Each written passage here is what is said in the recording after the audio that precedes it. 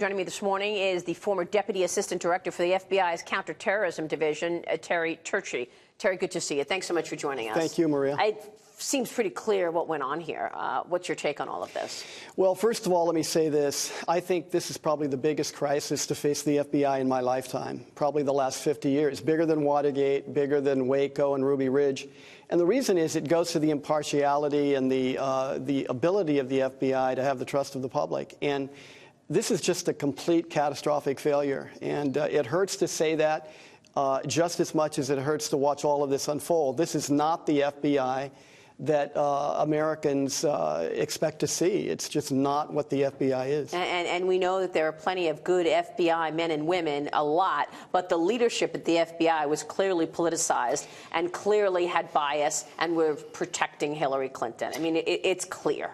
All the indicators are there, and what really hurts about that is that the big role of the people who are at those positions, who are in those positions with the FBI, is in fact that their whole job is to try and protect the people who are doing the work from political interference. Yeah. And in this case, that just didn't happen. I mean, you know, as an American, it doesn't matter if you're on the right, on the left, in the middle, up, down. You need to be able to trust the FBI, the CIA, the IRS. Exactly. Okay, and exactly. we've been let down on all of this. And I mean, then how do you say you live in a free country? How do you say that you are an American with the freedoms that we all boast about? You can't say that if not. I want to ask you about this election meddling probe, because according to sources close to the investigation, Special Counsel Robert Mueller will likely seek an interview with President Trump in the coming weeks. We don't have a date on that, but the meeting could signal that this investigation is nearing its end. What would be appropriate in your view? I mean, when will we hear from Special Counsel Mueller that there's definitively no collusion between this president and the Russians? Because we know that there's been zero evidence about that, and yet the media keeps asking the question.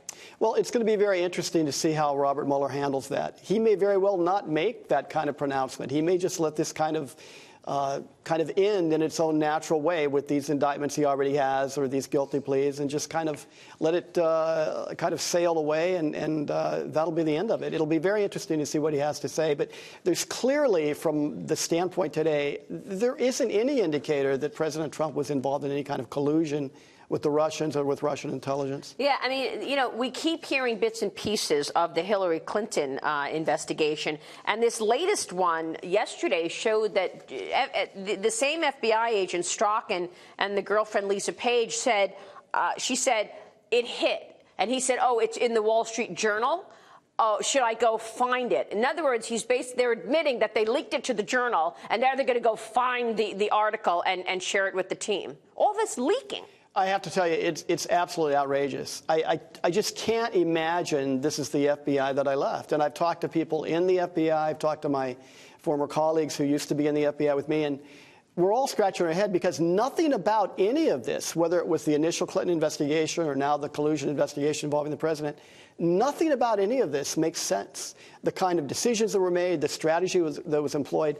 And let's face it. Think about this. We're talking about a strategy that was made in the office of the Deputy Director of the FBI. There aren't any things here that fell through the cracks. These were not just mistakes. Something happened here, and there's too many unanswered questions, and we have to get to the bottom of it. Yeah, right. There was a strategy because Strzok says to his girlfriend, well, we need an insurance policy. We need an insurance policy in case Trump were to win. So is that insurance policy the Russia probe? It could very well be that, or maybe there are other chips to fall. We don't know. I mean, when you have an intelligence agency, and again, I love the FBI, and I would trust my life and have in the past with the people in it.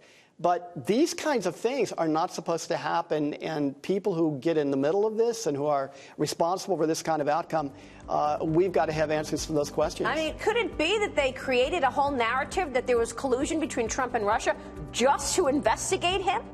Using that dossier to wiretap him? It could very well be, but here's another angle. It could very well be that there is a Russian intelligence effort somewhere behind all of this. Oh, for sure. And we need to have answers to that. Absolutely. Terry Turchie, good to see you. You too, Maria. Thanks so much.